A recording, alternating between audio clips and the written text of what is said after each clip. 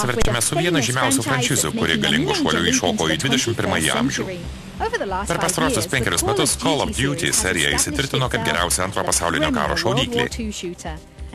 O dabar jau 4 jos leidimas nukels mus į šiandienius karo veiksmų žaidime Modern Warfare, skirtame asmeniniams kompiuteriams Xbox 360 ir PS3. Šis labai lauktas tęsinys buvo sukurtas Infinity Ward studijoje.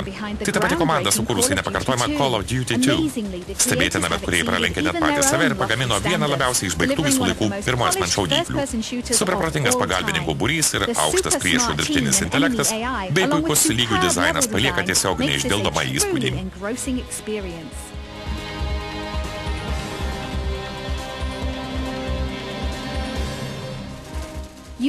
Šiame leidinyje nauja tai, kad siužetas pasakoja vieną nenutrūkstamą istoriją pakaitomis perteikiamą iš Britų SAS ir amerikiečių jūrų pėstininkų perspektyvos. Itin įdomus ir intriguojantis siužetas rutuliojasi sekant teroristų grupuotės įsigijusios branduolinį ginklą pėdomis. Jūsų užduotis vesti nedidelį karių būrį į priešų teritoriją ir atgauti branduolinius užtaisus, kol nenutiko kas nors siaubinga. Štai tada ir pasireiškia Modern Warfare modernumas. Turėsite platų naujos ginkluotės ir įrangos asortimentą, kuris pagelbės pasiekti tikslus.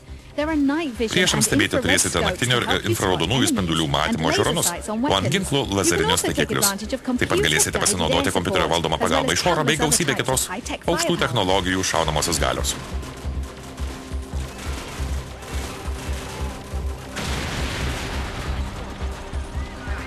Be puikios žaidimo eigos šis žaidimas pasižymi ir nepakartojama vaizdo ir garso sprendimų kokybė.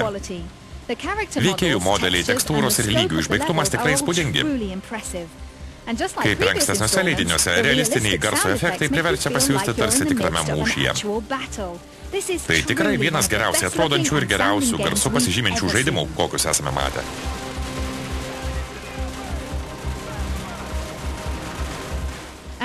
Dar pridėkite visapusišką daugelio žaidėjų režimą, kuris paremtas Team Fortress, klasikinė komandinė sistema, ir gausite vieną geriausių metų žaidimų.